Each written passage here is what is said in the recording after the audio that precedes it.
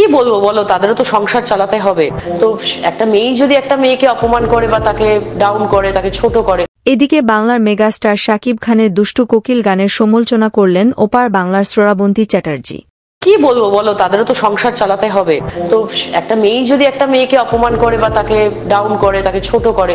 মিমির এত ছোট পোশাক দেখে শ্রাবন্তী একটি টিভি শোয়ে বলেন, কি করবেন বলেন, তাদেরও তো সংসার চালাতে হয় এইসব কাজ করে, কিন্তু মিমি এতটা নিচে নামবে সেটা জানা ছিল না কারোর।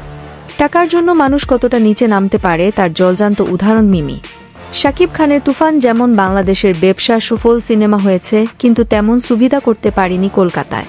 তুফানের পরিচালক রায়হান রাফি মিমি চক্রবর্তীকে তুফান সিনেমায় নেওয়ার কারণ হিসাবে ধারণা করা যাচ্ছে। তুফান যেন কলকাতায় ব্যবসা সফল সিনেমা হয়, কিন্তু সেই শাকিব খানের তুফান ডিগবাজি দিয়ে 2 দিনের মধ্যে কলকাতার প্রতিটা সিনেমা হল ফাঁকা যাচ্ছে, এমন কয়েকটি ভিডিও এখন সোশ্যাল মিডিয়ায় আলোড়ন সৃষ্টি করেছে। শ্রাবন্তী মিমির বিষয়ে আরও বলেন যে দুষ্টু কোকিল গান এমনিতেই ভাইরাল হয়ে যেত, যেহেতু সেই সিনেমায় বাংলা সিনেমা ইন্ডাস্ট্রির একজন বাঘ রয়েছেন, সেই বাঘ হল মেগাস্টার শাকিব খান। কিন্তু এতটা নোংরা পোশাক নিয়ে দুষ্টু কোকিল গানে অভিনয় করার কোনো মানেই হয় না। শ্রাবন্তী শেষে বলেন, মিমি চক্রবর্তী একজন গুণবান আর্টিস্ট, আমি যতটুক জানি তার সেই সাধারণ নলেজটুকু আছে যে নিজের ইজ্জত হেফাজত না করে টাকা ইনকাম করা যাবে না, কিন্তু তারপরেও সে এমন একটি পোশাকে কেন যে অভিনয় করলো আমার বুঝে আসে না।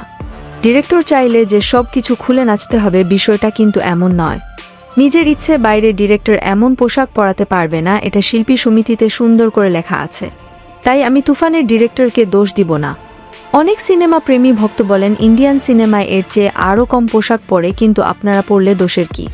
সেই সব ফ্যানদেরকে বলতে চাই, আপনারা ভুলে যাবেন না তাদের কালচারটা আলাদা আর আমাদেরটা একদম ভিন্ন রকম। এই বলে শ্রাবন্তী তার কথা শেষ করেন। তো প্রাণপ্রিয় ভিউয়ার্স, ভিডিওটি দেখার পর আপনাদের কোনো মতামত জানাতে চাইলে আমাদেরকে কমেন্ট করে জানাতে পারেন।